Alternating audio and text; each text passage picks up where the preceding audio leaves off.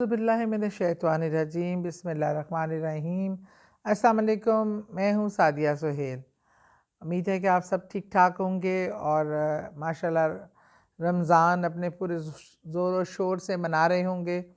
روزے رکھ رہے ہوں گے، عبادات کر رہے ہوں گے اور اپنے ساتھ ساتھ اپنے ارد گرد کے لوگوں کا بھی خیال کر رہے ہوں گے، کیونکہ یہی رمضان کی برکات ہیں، سوغات ہیں کہ ہم سب ایک دوسرے کی تکالیف کو سمجھیں، ہر ایک کی بھوک پیاس کو محسوس کریں اور اپنی نفس کی بہترین ٹریننگ کریں۔ رمضان کا خلاصہ ہی یہ ہے زندگی کا۔ بہرحال رمضان کی ایک عجیب سی برکت اور رونق ہوتی ہے، ایک سحری پہ سب کا اٹھ کے اکٹھے سحری کرنا، پھر گھر میں عام طور پہ ہم لوگ سب اپنی روٹینوں میں ہوتے ہیں، بھاگ رہے ہیں، دوڑ رہے ہیں۔ اب اس میں یہ ہوتا ہے کہ موسٹلی ڈے ٹائم، روزہ ٹائم سب گھر پہ ہوتے ہیں، تو وہ نماز کا سب مل کے پڑھنا، پھر قرآن پاک کا پڑھنا، اس مطلب ڈیلی روٹین کے ساتھ، اور وہ بہت اچھا لگتا ہے۔ پھر افطاری میں سب اکٹھے ہوتے ہیں تو افطار بڑی خوبصورت لگتی ہے۔ اللہ نے ایک عجیب رونق اور برکت رکھی ہے اس مہینے میں۔ مجھے تو پرسنلی یہ مہینہ بہت ہی اچھا لگتا ہے، اور اس کے جانے سے اداسی، پہلا عشرہ گزرنے کی دیر ہوتی ہے، پھر تو اس طرح روزے جاتے ہیں کہ بس پھر ہاتھ ہی نہیں پکڑائی دیتے۔ بہرحال یہ روزہ میں ہم عام حالات میں جو عبادات کرتے ہیں، عام حالات میں جو نیک عمل کرتے ہیں، رمضان میں وہ 70 گنا بڑھ کر اس کا فائدہ ہوتا ہے اور اس کا ثواب اور اجر ملتا ہے۔ تو اس لیے اگر ہم رمضان میں زیادہ سے زیادہ اچھے اعمال کریں گے، صدقہ و خیرات کریں گے، زکوٰۃ کا اہتمام کریں گے، ضرورت مندوں کو ان کی ضروریات پرووائڈ کریں گے، راشن یہ وہ جو بھی لوگوں کی ضروریات ہوتی ہے، جو روزے رکھنا چاہتے ہیں لیکن اس طریقے سے رکھ نہیں سکتے کیونکہ ان کے پاس وہ سہولتیں، آج مہنگائی کا دور ہے، آج مشکل دور ہے، تو ایسے لوگوں کا ایک دوسرے کا خیال رکھیں گے تو انشاءاللہ اس کی برکات بھی بڑھیں گی اور اس کے جو اجر ہے وہ 70 گنا بڑھ کر آپ کو ملے گا۔ اچھا، ایک چیز یہ کہ ہم زندگی میں سب اپنی اپنی جگہ کامیاب ہونا چاہتے ہیں، کسی فیلڈ میں ہوں، لیکن آپ کو پتہ ہے ہم خواہ سیاست میں ہوں، باہر ہوں، کہیں بھی ہوں، ہمیں ایک بڑی اسٹرگل کرنی پڑتی ہے، بڑی زیادہ، اور اکثر لوگ ہماری سے نہ چاہتے ہوئے بھی، مطلب ہمارا ان سے کوئی لین دین بھی نہیں ہوتا، پھر بھی وہ مخالفت پہ اتر آتے ہیں، آپ کو گرانے کی کوشش کرتے ہیں، اور کاروبار میں بھی ایسا ہی ہوتا ہے۔ کاروبار میں آپ محنت کر رہے ہوتے ہیں لیکن ترقی نہیں مل رہی ہوتی، کامیابی نہیں مل رہی ہوتی، کسی بھی بزنس میں، نوکری میں ایک عجیب سے مسائل کا آپ کو سامنا ہوتا ہے، ناکامی کا سامنا ہوتا ہے۔ صحیح لفظ یہ ہے کہ جن محاذوں پہ ہم لڑ رہے ہیں وہاں ناکامی کا سامنا ہو، آپ کو گھبراہٹ ہو، کامیابی کا کوئی راستہ نظر نہ آ رہا ہو، اور بظاہر کامیابی سامنے نظر آ کے ایک دم سے جیسی قریب آئے تو وہ ناکامی میں بدل جائے، ان تمام حالات اور یہ اس قسم کی صورتحال آپ کو سم ٹائم بڑا ڈسہارٹن کر دیتی ہے۔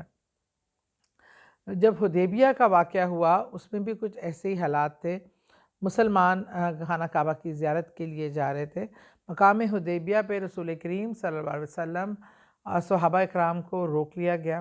اور انہوں نے منع کیا کہ آپ آگے نہیں جائیں گے۔ ایسے موقع پہ جھگڑا، لڑائی، فساد بھی ہو سکتا تھا، لیکن رسول کریم صلی اللہ علیہ وسلم کی معاملہ فہمی تھی کہ آپ نے تب ایک معاہدہ طے ہوا جو صلح حدیبیہ کے نام سے جانا مانا جاتا ہے۔ اس میں زیادہ تر جو شرائط ایسی تھیں کہ صحابہ کرام کہتے تھے یہ تو ایسے جیسے ہم نے ہی ہر چیز مانی ہے، انہوں نے تو کچھ مانا ہی نہیں ہے، ہم نے آگے عمرے پہ جانے سے بھی دستبردار ہو گئے، اور بھی بہت ساری چیزیں، تو کافی صحابہ پریشان تھے اور مطلب سمجھ نہیں پا رہے تھے کہ ہم کس قسم کی شرائط کر رہے ہیں۔ تو ایسے میں جو آیت اتری سورہ فتح کی، اور وہ رسول کریم نے جب وہ اللہ کی طرف سے حکم آیا کہ یہ جو کمپرومائزز کر رہے ہو انشاءاللہ آگے جا کے تمہارے لیے فتوحات ہیں، ایک فتح نہیں فتوحات ہیں،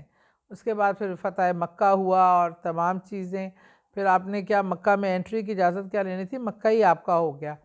اور اس طرح سے بہت ساری ہمیں فتوحات ملی۔ تو وہ جو خاص دعا اور خاص ایک اس میں لائن ہے آیت میں، وہ اس کی افادیت، اس کی اہمیت سے کوئی انکار نہیں کر سکتا۔ اسی طرح جو چیز رسول کریم صلی اللہ علیہ وسلم کو بتائی گئی اور جو صحابہ اکرام کے لیے ہے، تو صحابہ اکرام کا بتایا ہوا راستہ اختیار کرنا بھی نہ صرف اجر و ثواب کا، بلکہ اس سے آپ فوائد بھی بہت لے سکتے ہیں۔ تو وہی آیت میں آپ کو سورہ فتح کی پڑھ کے سنا دیتی ہوں۔ یہ ہم نے کسی بھی دن، ایک دن میں ایک بار ہی بے شک کر لیں، کچھ دن ٹھہر کے دوبارہ کرنا چاہتے ہیں، اس کی کوئی پابندی نہیں، پر ایک بار پڑھنا، 111 بار اول و آخر درود پاک پڑھ کر انا فتحنا لکا فتحم مبینہ، انا فتحنا لکا فتحم مبینہ، انا فتحنا لکا فتحم مبینہ، یہ سورہ فتح کی ایک دعا ہے کہ بے شک جو ہے رسول اکرم صلی اللہ علیہ وسلم ہم آپ کو ایک کلیئر، مطلب ہم آپ کو فتوحات دیں گے آگے، مطلب ان کو آگے فتوحات کی خوشخبری دی گئی۔ جو لوگ صبر کرتے ہیں، برداشت کرتے ہیں اور اللہ کے حکم کے آگے جھک جاتے ہیں، اللہ تعالیٰ ان کے نصیب میں ان کو مایوس کبھی نہیں کرتا اور ان کے نصیب میں فتح لکھ دیتا ہے۔